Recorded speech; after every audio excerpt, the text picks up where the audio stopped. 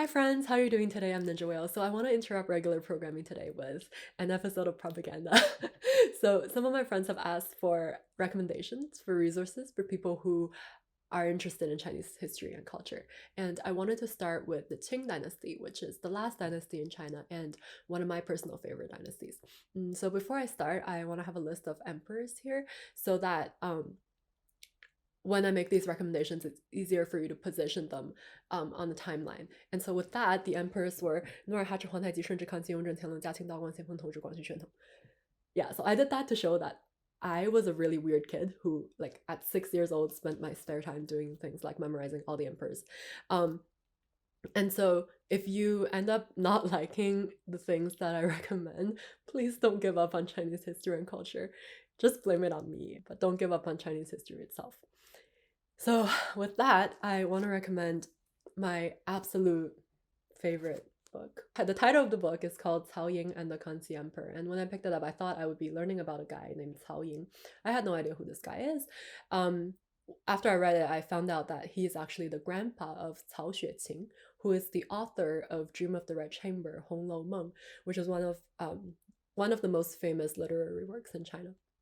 And so, yeah, I thought I was going to be learning about this guy. But what I actually learned about, I think some of the reviews put it better than I can ever put it. So here, one of the reviews says, it uses Ts'ao Ying's career to illuminate the Chinese governmental institutions in which he served between 1674 and 1712. This masterly work is clearly a must for all who are interested in a long and eventful reign of the Kangxi Emperor, which still remains one of the most fascinating and rewarding periods of Chinese history. And another review says, a significant portrait of a family, a society, and part of an age. And so, yeah, that's what I meant by really it uses the story of Ts'ao Yin to really illuminate the times at large.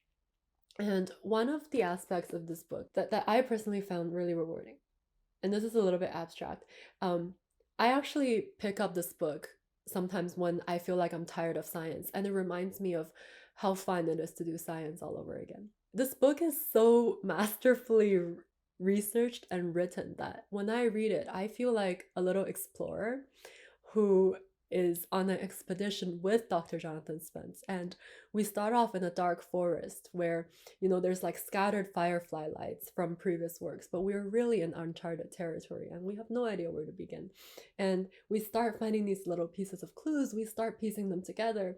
And at the end, you look around and you're like, wow, much of this forest has been illuminated and we were the first ones. And you really feel like you're part of that process. You feel that joy of exploration.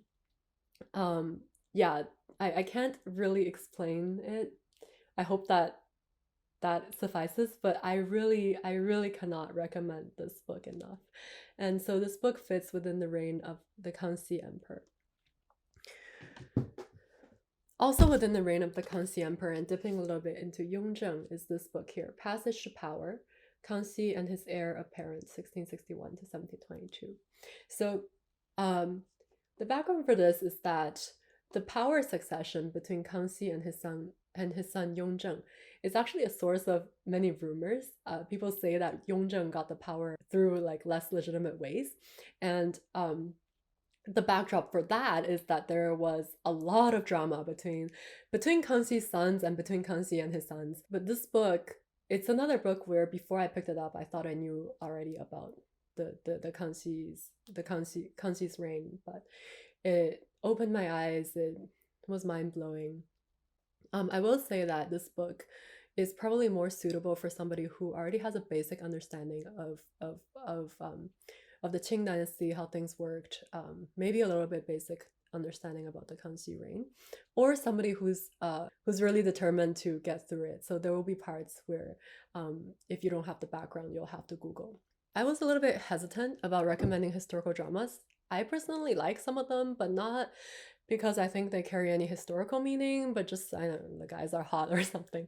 But I actually think that there is a historical drama that I really like, which complements this book that I just recommended. And that drama, I will pull it up with a screen share. So it's this one here. It's called Scarlet Heart, or 步步惊心 in Chinese. It was one of my favorite dramas. When it first came out, I watched it many times. Liu Shishi is one of my favorite young Chinese actresses. Yeah, and so here are all the sons of Kangxi, and it's a drama. It's a love story. There's time travel, but it also illuminates a lot of the tensions between the sons and between Kangxi and the sons, etc., etc., etc. I would refrain from thinking it's historically accurate. I mean, there's time travel, right?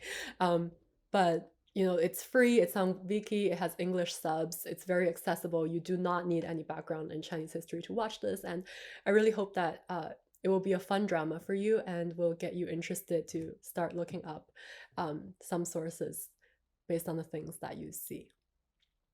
Right. And while I am on a roll with recommending historical dramas, okay, I think these two might bore people to death. They're also less accessible. I could not find English subs online, but if you're somebody who can understand Chinese, I highly recommend this. It's literally just called Kangxi Dynasty. This was the drama that got me so obsessed about the Qing Dynasty that I started memorizing emperors' names and reading up about all their lives. Yeah, it has amazing actors, even though, once again, I wouldn't say it's completely historically accurate. It is based on history, so there are like many real historical events in there that, like, if you get interested by watching this drama, you can then search them up. This is an amazing drama in my opinion. And similarly, there's a similar drama that's called Yongzheng Dynasty that I also really liked. So again, it's about the reign of Emperor Yongzheng.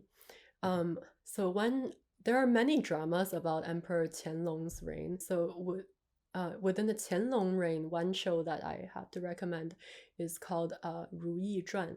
It's a weird translation in English. The Chinese name Ruyi Zhuan is just Life of Ruyi. I think that's a much better name for this show. Zhou Xun, the lead actress in this show, is one of my favorite Chinese actresses. I think this is actually somewhat of a counter narrative to an empress that is typically not well portrayed. I'm not sure how much I like this particular counter narrative, and again, it's not historically accurate. But for this show, I am recommending it because I think the acting is absolutely impeccable. Zhou Xun portrays Ruyi, or this empress, from when she was very young to when she was very old. And she does a good job at every age. Like, her eyes talk. She is an amazing actress. I highly recommend this drama. Again, this one is pretty recent, from 2018, so you will be able to find English subs online. Yeah, so before I end this video, I want to recommend one more book. This book is called The Search for Modern China, also by Professor Jonathan Spence. And this book is amazing because it covers all the way from late Ming to present-day China. And I actually found this book because I was looking up courses on Chinese history at my school, and this was one of the textbooks. It really does a great job. It doesn't go too deep into any of the topics, but as you can see here, like, I have so many little stickies, right? It's really great if you want to, like, find topics of interest that you want to do more reading on.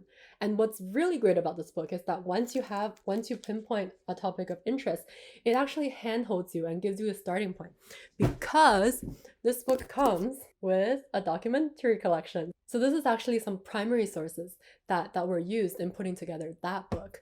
So if you get interested in something in that book, this is a great, you can probably find something in here that will serve as a great starting point for you to find like a sea of other sources and be an explorer yourself. Yeah, so those are my recommendations. They are not comprehensive. I have much more where that came from. So if you want to hear more, let me know. I wanted to keep this video at a reasonable length, so that's why I didn't go on. But yeah, let me know what you think about these recommendations if you ever end up checking them out, and let me know if you want to see more of these kind of videos. Yeah. Oh yeah, as always, if you like my videos, please hit subscribe and feel free to check out some of my other videos. Cool. Thanks for watching, and see you next time.